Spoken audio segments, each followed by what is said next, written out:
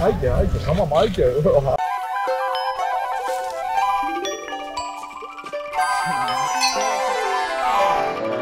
Ne? Ne oldu kızım? Ne oldu? He? Hı?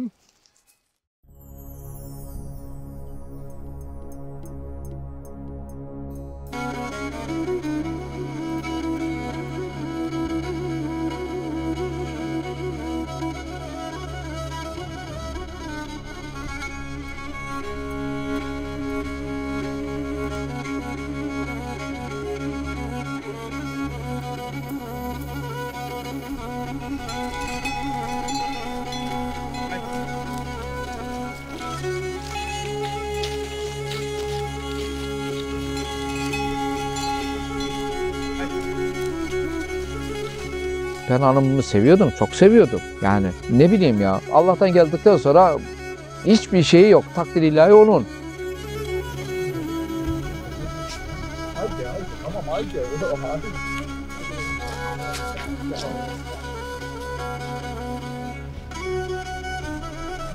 Gel. Gel bakalım. Gel. O batının kızı. He ne oldu kızım? He? Ne oldu kızım? Ne oldu? He? Hı? Çok mu acıdı böyle? Ne? Ne oldu?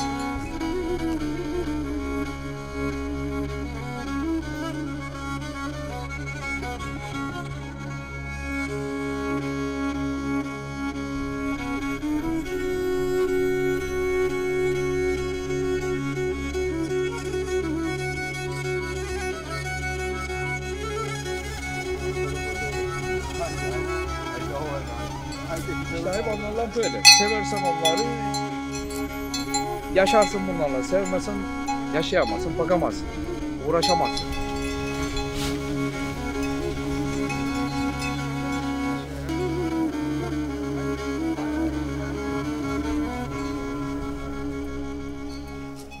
Eklerimize doğru gidelim. O nereye? Gitmeyelim mi? Gitmeyelim mi? He? Gitmeyelim mi? He?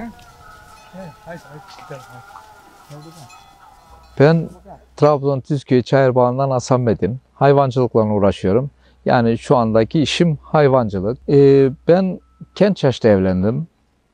Askere giden de 2 tane çocuğum vardı. Tabii ben normal yaşantıma inşaat işiyle başladım. İnşaat benim asıl alanım inşaat alanıydı. Hanım hayvancılık yapıyordu. Daha sonra bizim çocukluğumuz böyle çayırda inek beklemeyle, çayır taşımayla, odun taşımayla, yani buradaki aslında bütün çayır bağındaki insanların bütün hayatı buydu. Şimdiki gençler değil. Şimdiki gençler öyle değil. Şimdiki gençleri evde, şimdi evden de çıkaramıyorsun. Önceden top oynamak için bahane arıyorduk. Çıkıp da oynasak. Çünkü çok fazla arkadaş çocuk vardı, geziyor. Şimdi yok. Şimdi alıyorlar telefonları, oturuyorlar, şey diyorlar. Benim hayatımda aslında çok büyük değişiklikler oldu. Yani başlangıçtan bitiş arasına kadar çok büyük değişiklikler oldu. Ben inşaattan başladım. Güzel bir hayatım vardı. Çocuklarımı hep okuttum. Döndüm ondan sonra hanımla hayvancılık yapalım diye bir değişiklik olsun. Çünkü ayrılmak, uzaklaşmak gibi bir şeyim, isteğim yoktu. Yaptık, buralarda satın aldık. Yaptım, evimi, ahırımı yaptım. 30-40 taneye kadar hayvan çıkarttık. Benim bir tane oğlumu evlendirmek için İstanbul'a gittiğimiz zaman hanım rahatsızlaştı. Orada doktora gittik İstanbul'da. Beyin tümörü olduğunu söylediler. Benim hayatım ondan sonra tamamen değişti. Çünkü inşaat hayatını bitirmek zorunda kaldım. Ve o zamanki kalabalık ortamdan bu sefer yalnız kalmak zorunda kaldım. Çocuklar hep büyüdü. Herkesin işi var. Herkes kimi memur, kimi şey. Bu sefer onlar istedi, gidemedim. Ben gidemedim. Çünkü yaşayamam orada. Döndüm, bu sefer hayvanlarla ben ilgilenmeye başladım. Ama hayvanlarla ilgilenmeye başlayınca tabii ki biraz da bu zamanın şartları da çok etki etti. Ben hayvanları azaltmaya gitmek zorunda kaldım. Şimdi biraz düzelttim ama şu anki şartlar düzelince şu anda düzelttim, birazcık olsun ilerlemeye başladım. Zaten ahırımı büyütmeye, o tür şeyler yapmaya, düzenleme yapmaya başladım. Benim hanım öldükten sonra hayvancılığa tamamen kabullenmiş oldum ve o işi yapmak zorunda kaldım. Ve ondan sonra onun çok zevkli olduğunu, hayvancılığın çok zevkli olduğunu, çünkü buzağıların, ineklerin, çünkü onlar da senden ilgi görüyorsun onu. Çünkü o ilgi gördükçe sen hevesliyorsun. Onlar şey ettikçe, rahatlayınca, oynayınca sen rahatlıyorsun. Gerçekten öyle. Bazen benim psikolojim normalde bozulmuştu benim hanımın ölümünde. Çünkü çok ani oldu. Benim yani 2 ay 3 ay içerisinde bütün hayatım değişti. Mutlu bir şeye giderken benim düğünümü benim kız tarafı yaptı burada. Oradan geldiler. Burada benim düğünümü de onlar yaptı. Biraderlerimle birlikte ben düğüne gelemedim. Ben düğüne hastanede izlettiler bana. Hastanedeyken hanım ameliyat oldu, çıktı. Ameliyattan çıktı. Bizi izlettiler onu. Biz ondan sonra onun yaşama şansı olmadığını söylediler bana. Ve ondan sonra benim işte hayatım hayvanlarla birlikte olmaya, ne bileyim, aslında seviyorum da. Şimdi bakıyorum, köpeğimi seviyorum, kedimi seviyorum, hayvanlarımı seviyorum. Mesela ağırda girdiğim zaman büyük tosunun yanına yaklaşamazsın. Normalde kimse yaklaşamaz. O kadar onunla oynayamazsın. Ha, nasıl oynarsın? Mesela küreşçi tosunlar var. Ancak onlarla ilgilendiği için onlarla yaklaşabilirsin. Bunlara yaklaşamaz ama yaklaşıyorsun. Ve severek yapıyorum bu işi. Yani severek yapıyorum. Yoksa bu işi yapamam. Normal şartlarda düşünsen bu işi yapıp da burada kalıp mesela bu doğanın güzelliğini yaşamak ister insan. Ama ben mesela hayvanlarla olduğum için bazen diyorlar bana ki çok güzel bir yaşantım var. Gelip görüyorlar o çevrenin her şeyin güzel. Ama halbuki öyle değil. Bak oğlum kördü beni geldi. Halbuki öyle değil. Çünkü gidemiyorsun, göremiyorsun, çıkamıyorsun. Ben hayvanlardan ayrılamıyorum. İlgileniyorum. Ne bileyim ya. Ama gerçekten çok güzel bir şey. Yani bütün insanların gerçekten sadece insan sevgisiyle olmadığını bilmesi gerekir aslında. Mesela alıp da bazen geliyorlar, ben görüyorum, adam sadece bir kediyi alıyor. Kediyi evde yaşadığı için kendine görüyor, seviyor ama diğer hayvanları sevmiyor. Öyle bir şey yok. Öyle bir şey olamaz. Benim tilki geliyordu, tavuklarımı alıyordu. Tilki karşımda, ben orada. Ya bir şey yapamıyordun ona. Nasıl yapacaksın ona bir şey? O da hayvan. Çünkü sonuçta onların alanını işgal ediyoruz.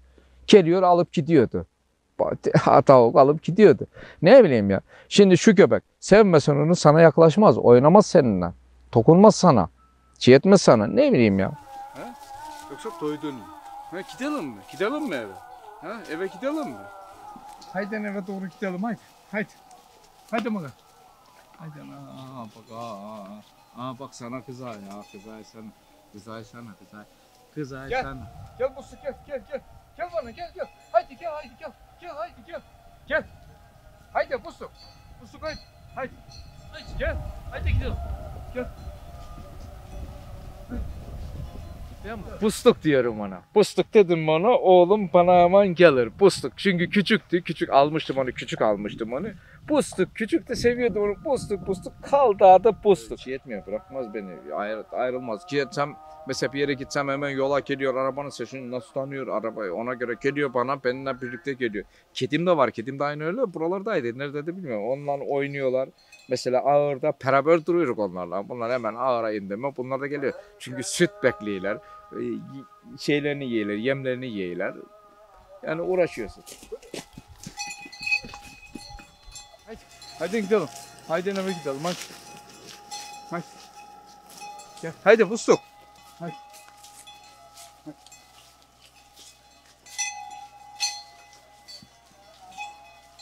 Haydi yukarı.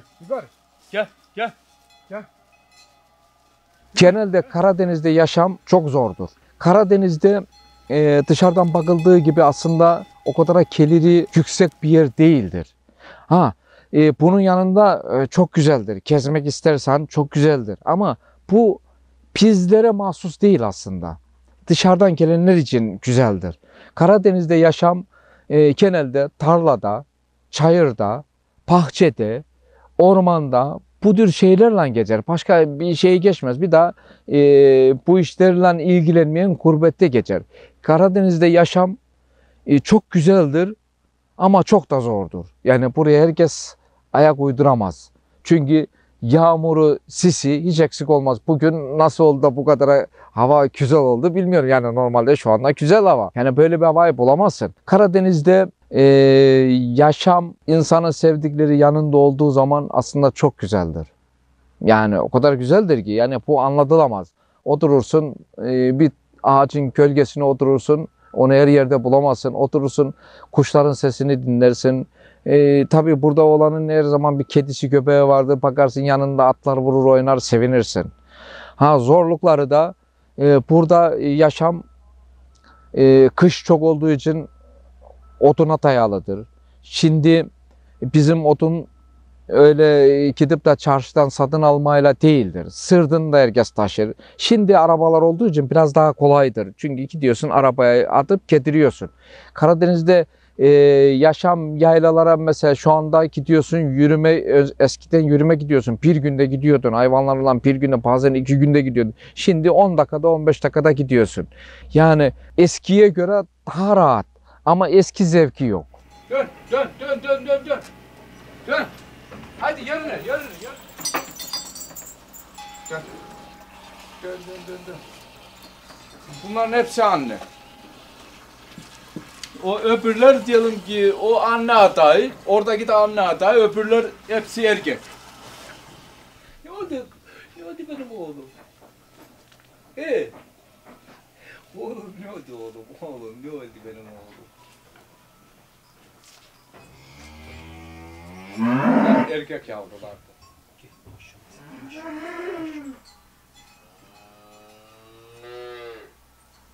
Ne oldu oğlum? Oğlum ne oldu?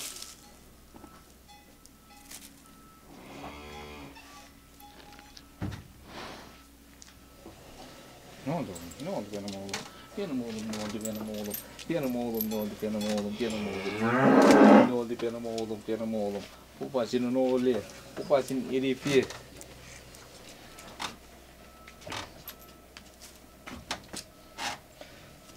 Ne oldu fıstık?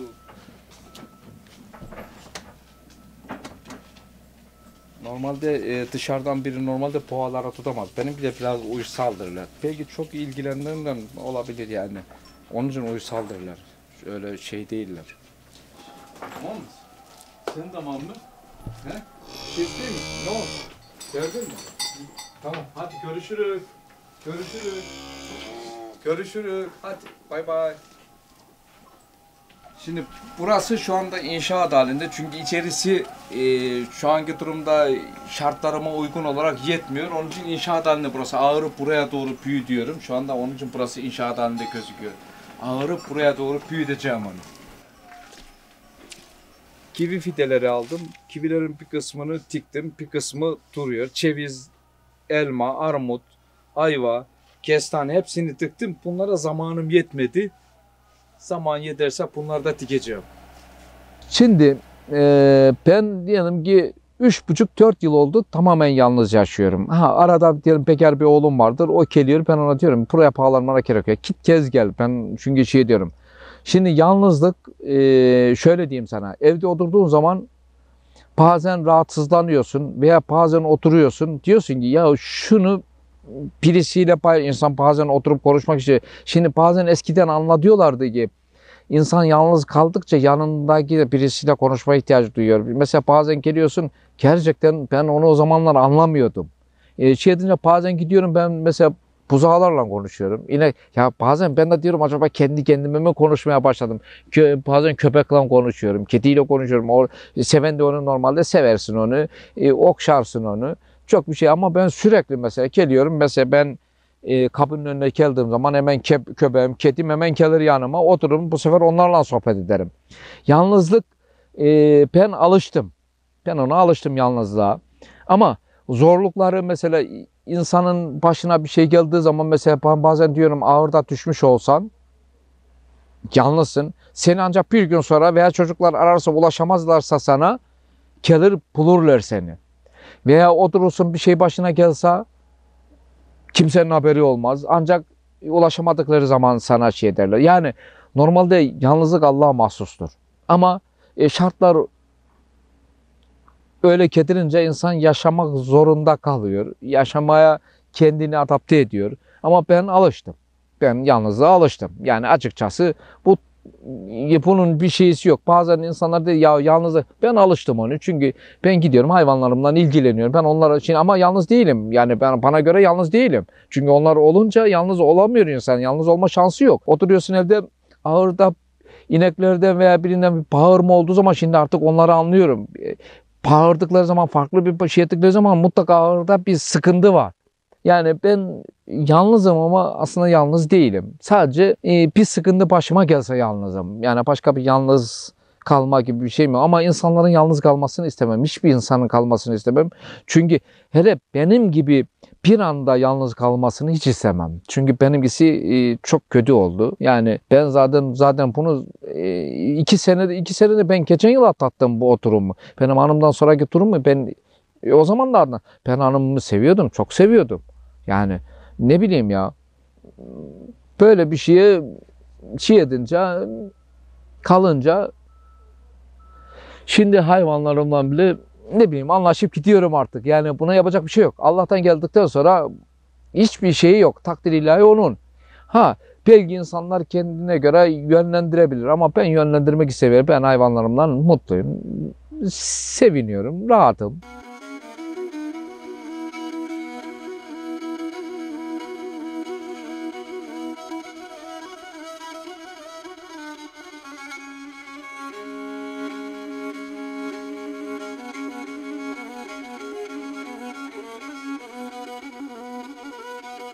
Benim insanlara tavsiyem, ben gördüğüm kadarıyla mesela ailenin değerini bilmeleri.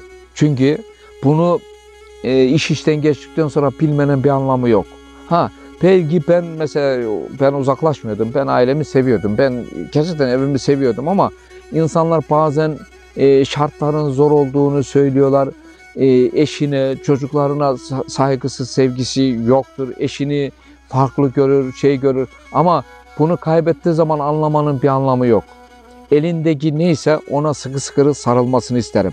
Mesela ben hanıma sıkı sıkı sarıldım ama tabii ki belki bunun etkisiyle biraz daha sıkıntı çektim. Çünkü çok fazla belki sevgim vardı ona karşı diye belki daha zorlanmış olabilirim ama yok onun güzel anılarıyla da insan yaşayabiliyor. Yani insan ne bileyim güzel şeyler görebiliyor. Mesela bana çocuklarım olsun, çevremde kardeşlerim olsun, çevremdeki akrabalarım olsun evlenmemi söylüyorlar ama bana göre biraz sanki ne bileyim ihanet etmiş gibi mi geliyor? Yani bilmiyorum. Biraz farklı geliyor ama insanların en birinci şey kendi ailesine yani çekirdek yapısına sahip çıkması. Yani onunla yaşayabildiği kadar güzel yaşaması. Ha ondan sonrası Allah'a kalmış. Ha, belki iyi gider, belki kötü gider ama sen her zaman iyi yaşadığını düşünürsün ve geriye bakıp da ah çekmesin. Ben mesela çekmiyorum. Hiçbir zaman da düşünmedim. Ha şartlar ne kadar kötü olursa olsun insan yaşamasını bilmek zorundadır. Zaten insanoğlu bilir, her türlü yaşamasını bilir. Ama insanlara tavsiyem kendi ailelerine sahip çıksınlar, çocuklarına sahip çıksınlar. Aile bağları çok önemlidir, seveceksin. Ama iş işten geçtikten sonra da bir şey yapmanın da bir anlamı yok. Her şeyi yaşayacaksın. Ondan sonrası iş işten geçebilir de, geçmeyebilir de. Belki 90'ı bulursun, bütün hayatın kocaman koca karı geçer. Belki 20'sinde olur gidersin ama geriye bakıp da ah çekmesin. İnsanlara sadece söyleyecek olduğum gerçekten elindeki değerlere sahip çıksınlar. Yani iyi veya kötü ama sahip çıksınlar. Hiç kimsenin iyisi veya kötüsü yoktur. İnsan kendin de iyi olabilirsin, kendin de kötü olabilirsin. Karşında iyi olabilir, karşında kötü olabilir ama buna sahip çıkacaksın. Çünkü bir şey gitti mi geriye gelmiyor. Yani onu sahip çıkamıyorsun. Bir evin yıkılır gider yenisini yaparsın. Bir arabanı kaza yapar şey edersin yenisini alırsın yaparsın ama aile öyle değildir. Aileyi dağıttın mı bir daha ne geriye dönüşü vardır ne toparlayabilirsin ne de onu ondan sonra ömür boyu yanlış yapmışsan ah çeker gidersin.